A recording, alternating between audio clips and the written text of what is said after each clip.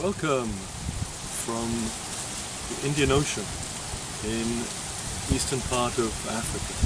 My 2-minute maximum message for what's going to happen to corporate social responsibility and sustainability in the coming year, in 2021. So what is likely to happen? Well, the American election finally came to a result just yesterday with Biden as the new president, and the whole world will be optimistic, including myself, on the future of the world. Conflict will be reduced, peace talks will be discussed, the sustainability issue will be reversed in the Paris Accords, and so on.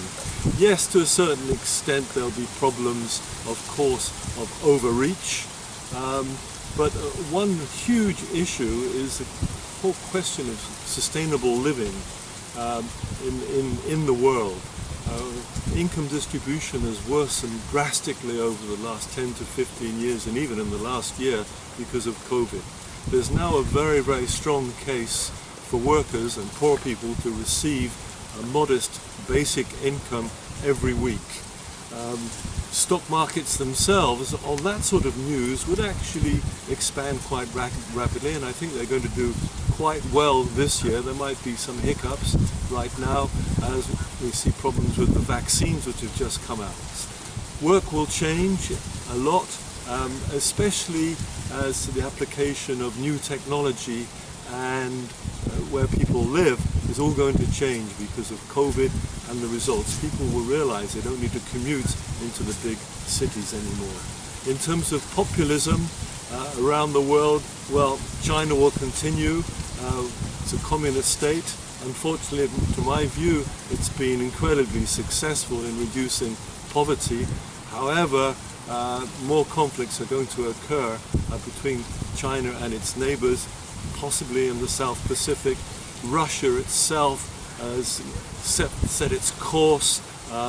Its hacks in the United States have injected some poison into governance there, and possibly in other countries around the world as well.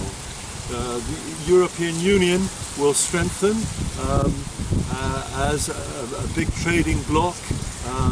My own country, the United Kingdom, will suffer through the stupidity of Brexit, not even discussing financial services and having a whole discussion on fishing, which is 0.03% of GDP. Financial services, by the way, are 80%, going essentially around the world, but mainly to the EU. So there's going to be a huge problem for my country, less so for the EU, which I think will strengthen. All depends on leadership. Will Angela Merkel stay this year, or will she carry out her intention to resign later this year?